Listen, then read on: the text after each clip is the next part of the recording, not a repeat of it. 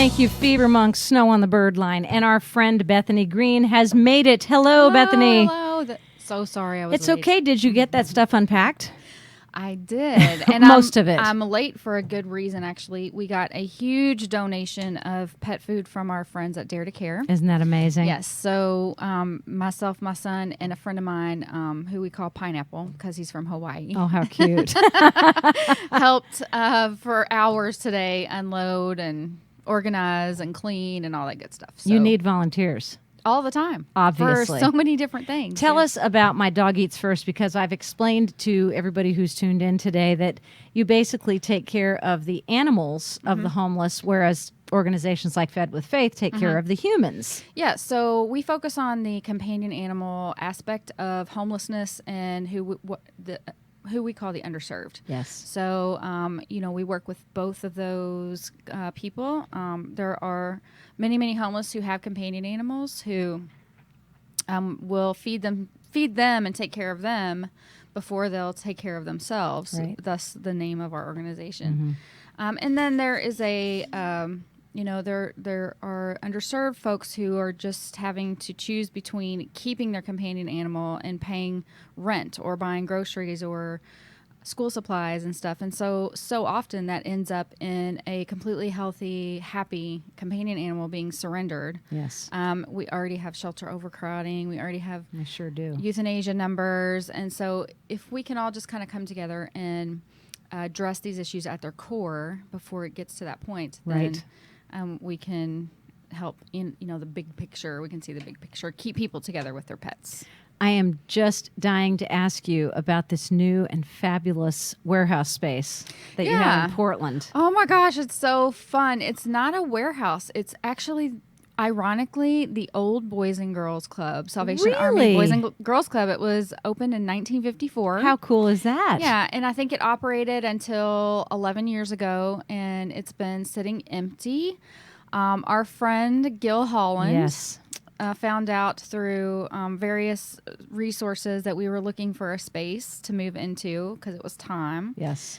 And so he rented the gym portion out to us. So I just feel like it's really cool because at one point that building was used to help people, and it's set empty and full of junk and garbage for years and years, and we've cleaned it out. Amazing. And now it's a nice community space. Yeah. Oh, that's fantastic. And we call them our fur babies, and Yes. as you said, the building served babies of all ages. Yes. So that's pretty exciting. We have had people come in off the street that have passed that don't even have pets that come in and pull. They've pulled me aside and they were like, I played here. Oh.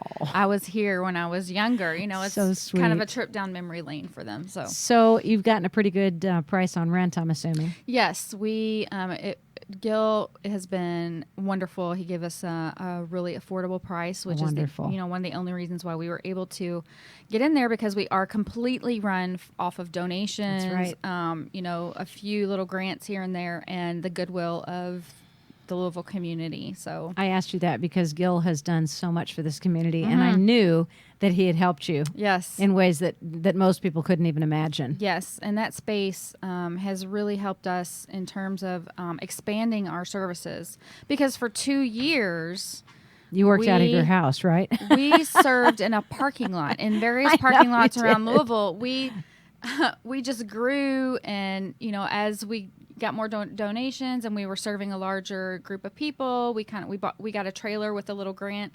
So every week we were loading things up into a trailer, transporting them to a parking lot, whoever would allow us to set up. That's right. And we did that in all weather, and we did it for a long time. But we tried so hard to be good stewards of the money that has been donated to us. So Yes. we put it away. We saved all our pennies. We saved all our donations, and now we operate completely in the black, and we've got this space, and it's wonderful. That's more than a lot of human nonprofits can say. I mean, even though they try, Yeah. it's sometimes it's just a challenge. And I know a lot of rescues are just in deep trouble, and we've lost quite a few rescues as a result of the extraordinary expense of running one. Well, we don't focus on the rescue aspect. I know that. Yeah, I know. Right. But we focus on, I think that's been really great for us, is that we've stayed really true to our mission. Yes. And, we've tried not to branch out away from that. So our mission is to provide pet food supplies, veterinary care, and spay and neuter services to the homeless and underserved with pets who are committed to their health and wellness. Yes, and it's amazing that somebody can bring their animals in and have them given a rabies shot right there. That's tonight. Oh, is it really? Yes, we do. Wonderful. Yes, we do. Every other month, we do a low-cost rabies clinic down in Portland. They're $5 for rabies vaccinations. We ask for a donation of $5 for rabies vaccination, $10 for the licensing, and we always give out free spay and neuter certificates. Fix your pets, people. Yeah, boy, I tell you what, that's a critical anybody. thing. Yeah, I see animals walking around all the time, especially boys. It's pretty easy to tell. And I asked a guy on the steps of the place that I was walking the other night, have you thought about fixing your dog?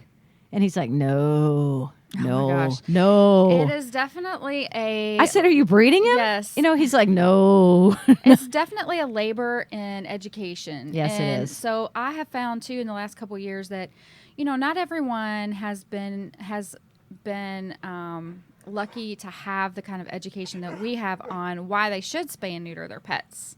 Yeah, he knows, doesn't he? He does. He says, don't bring that subject up, please. So, we take the opportunity to kind of every opportunity we can to kindly explain why it's a good thing. And, some folks, it's taken us a couple years to really earn their trust and for them to kind of understand, but whatever it takes, as long as it takes. You have to educate. Yeah, I absolutely. I proceeded to educate, and then I told them about the SNP clinic down on Eastern Parkway. And that's what our spay neuter vouchers are too. Oh, good. So yes, we have a great partnership with the Kentucky Humane Society SNP clinic, and we never charge for those because it is really important for people to spay and neuter their pets to try to control the pet overpopulation. So where can people go for inexpensive chipping? Well, I try to keep an eye on Louisville Metro Animal Services page, which they're also, we also work together with them very closely because, sometimes our homeless pets will get away from them. And so, but they are a great resource in our community, and they do everything they can for the pets that are in their care. Yes, they do. They also have spay neuter, vaccination clinics and microchipping clinics. Sometimes they do that for free. So I would watch their Facebook page, and every time I see anything, I actually share it to our Facebook page as well. So always a good idea. Yes, it takes a village. It does take a village. We all need to work together. You had some pretty exciting things happen when you first got into the gym, so to speak. Mm-hmm.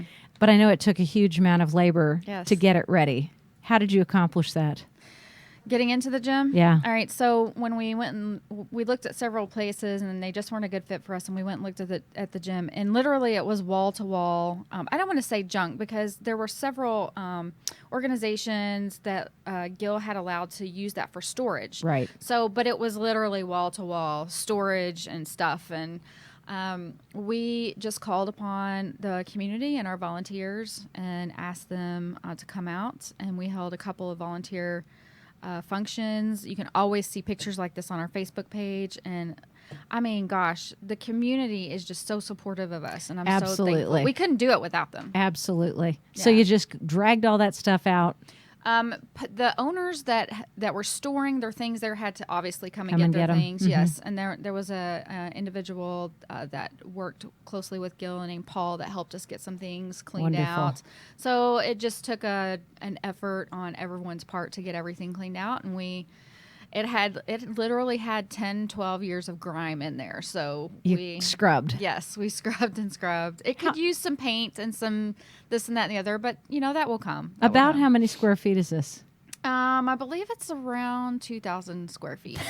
That's a lot of scrubbing. Actually, it could be bigger. It's a gym, but it's not like a full size gym. It's I don't know if anyone's that's listening has ever been into a Salvation Army Boys and Girls Club. But there are still a few that are operating. But is it like a half court kind of thing, or is it kind just a smaller it's full just court? It's a smaller full court. It doesn't have the space on the sides for bleachers and Gotcha. stuff like that. But it does have a stage and stuff Fun. like that. And that's where we do all of our bagging and our food storage. How many people are volunteering for you right now? Oh my gosh! So since January, we've probably had, I'm gonna just guess because I don't have my statistics in front of me. We've probably had over 500 people volunteer for us. Isn't that amazing? Because we do this, we're in Portland every other week, or bi-weekly, and then on the off weeks we're working with our homeless community. And then we also partner with several local nonprofit grassroots homeless outreach folks like Fed with Faith, the Forgotten Louisville, Exit Zero. We supply them with dog food, cat food, and stuff. And Excellent. as they're going out, if they have a need, then they have that on hand. That's fantastic. We're going to come back, talk some more to Beth Green about the fabulous work that she's doing and all of her folks are doing with My Dog Eats First. And you can just put that title out there and know exactly what it means. Crescent Hill Radio is always proud to host Waggin Wednesday, and this is one of my favorite days of the week. So I'll be here with you until 6 o'clock, and then I'll be back for the Homegrown Radio Hour, which is very exciting.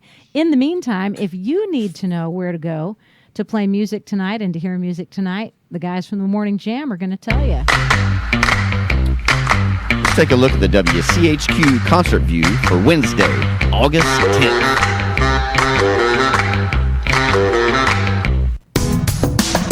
Tonight, over at Diamond's Pub in the Highlands, find Mr. Peter Mandic. Over at Gerstl's, Kemet and Doug. Down at Modern Cult Records, Wings Denied, Artwork for the Blind, and Alea. Down at Stevie Ray's Blues Bar, Jenny and the Jets. Down at the Melwood Tavern, Heidi Howe and Mr. Chris Ravino. Down at 3rd Street Dive, we have the Keys and the Corridors. Over at the Lydia House, Brenda Unplugged, the Lopez, and Mr. Charlie Walsh. Don't forget tonight down at Goodwood Brewing, live local Wednesdays, hosted by Miss Alana Fugate. This has been your WCHQ Concert View. If you've got a show you'd like to let us know about, go to CrescentHillRadio.com and hit the icon at the top of the screen that says List Your Gig.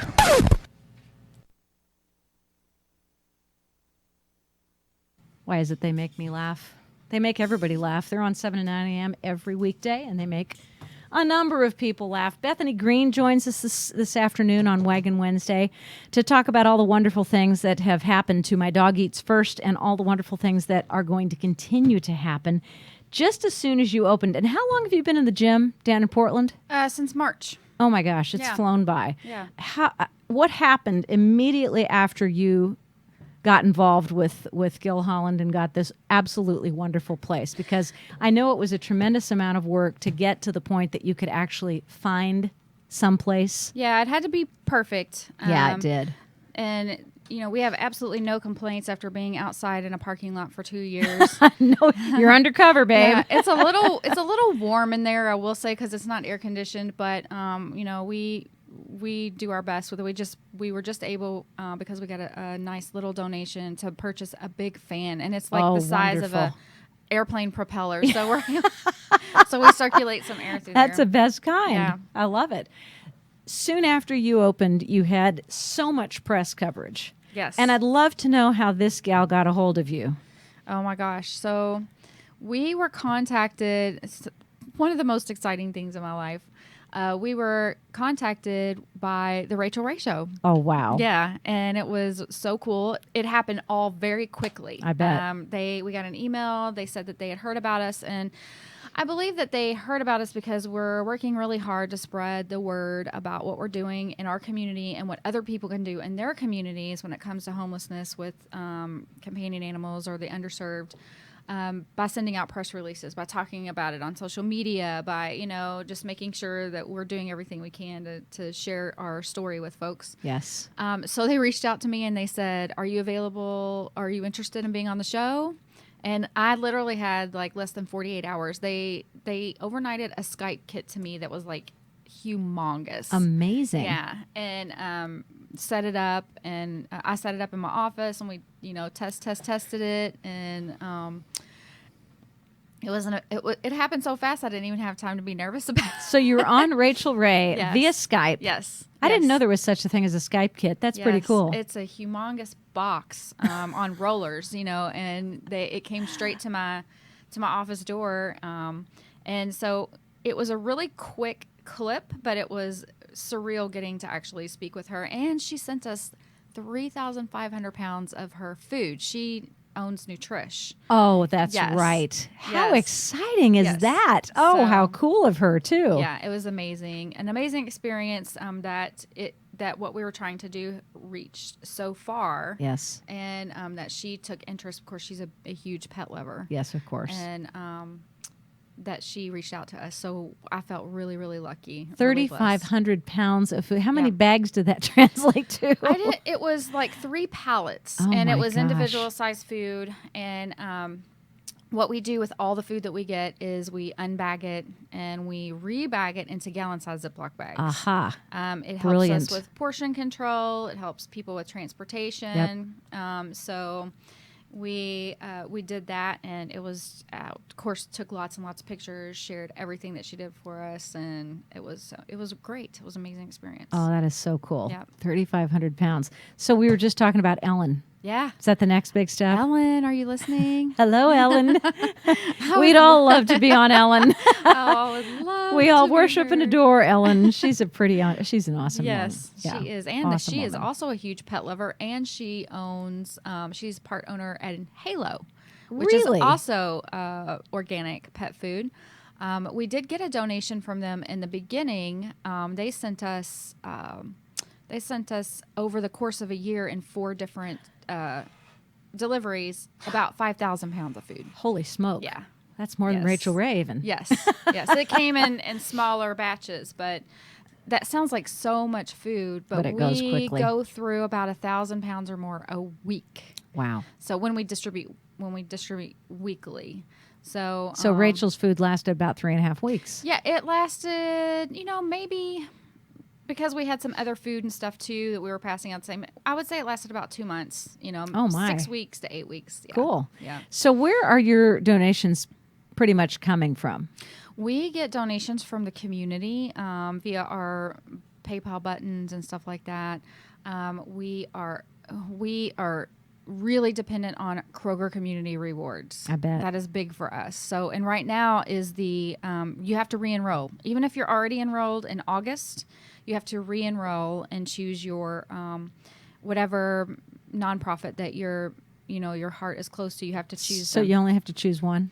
You can only choose one. Yeah. Okay. Yeah. So now and then the next year, if you want to choose another one or whatever, you can. But August So it's is an the annual re-enroll. thing. It lasts for a Yeah. year. Okay. And everybody's like, does that really make a difference? Does it really make a difference? When you have a large amount of people that are signing up, it does. Yes. It does make a difference. For us, it means approximately $1,200 a quarter. Oh, that's fantastic. Yes, and that can buy a lot of, leashes, collars, harnesses, Yes. litter, food. $400 a help month. us- Is that what that comes down to? Yeah, pretty yeah, much. It That's can help a lot. us pay rent. It can, so we don't have a whole lot. We have no salary costs, no administrative costs like that. But, Right. we do have a storage unit. We have, now we're paying rent, insurance to make sure we're, safely covered and being responsible in that Right. way. And so little things like that. And, of course, food. As long as we have food, we're always in business. How do so. you survive? You personally? I'm just curious.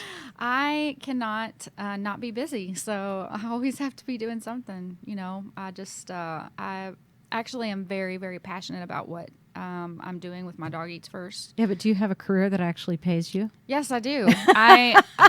Do you ever do it? Yes, I do.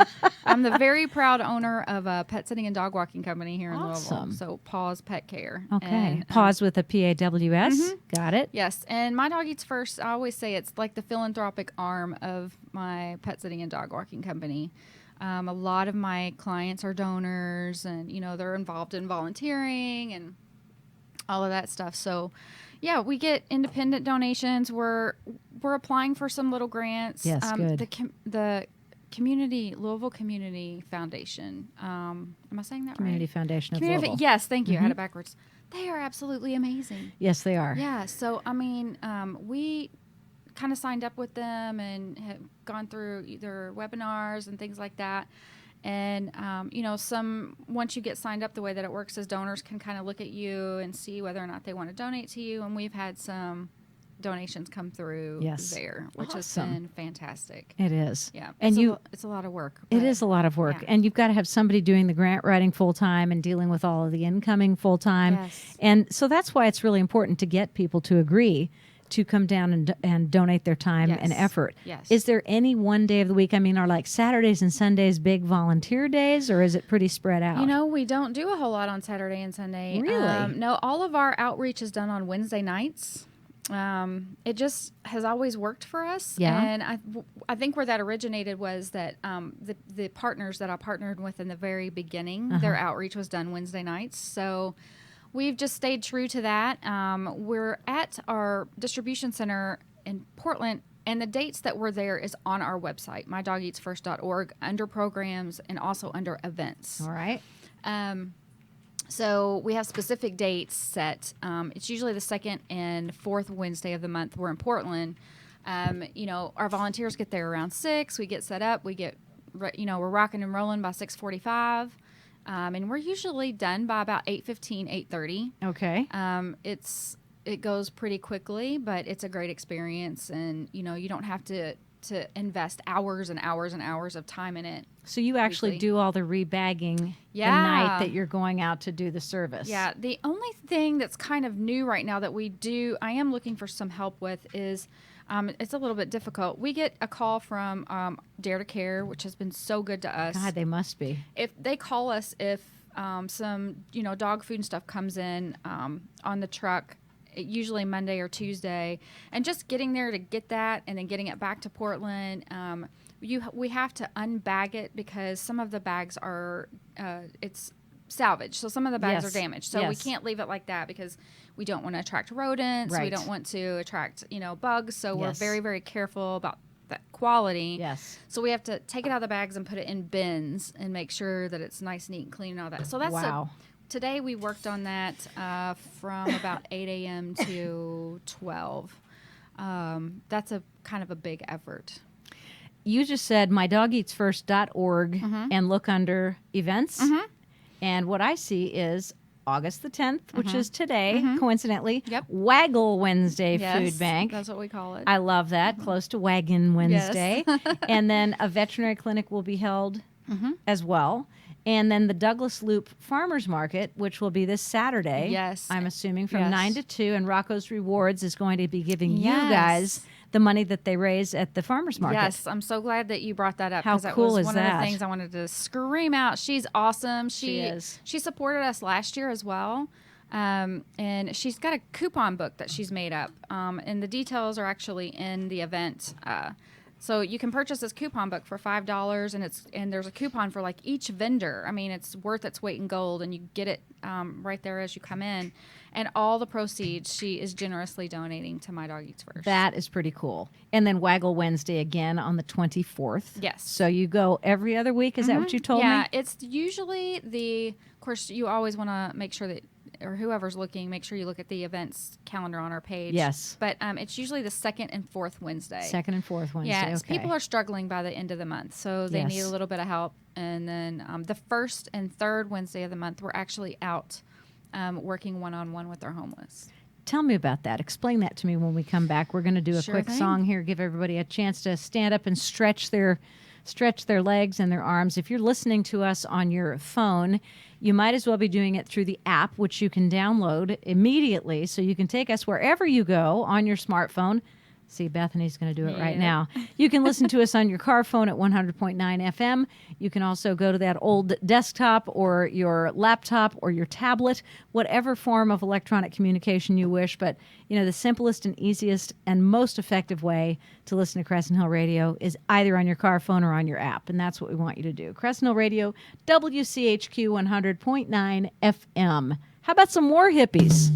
Yeah, I like them. This is Spliff from their 2015 album, eponymously titled The War Hippies, on WCHQ.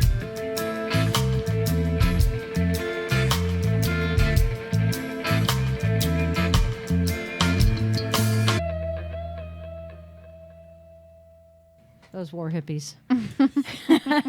You got to watch out for those war hippies. They're crazy. Hey, this is WCHQ 100.9 FM, Crescent Hill Radio. It's Waggin' Wednesday, and I am delighted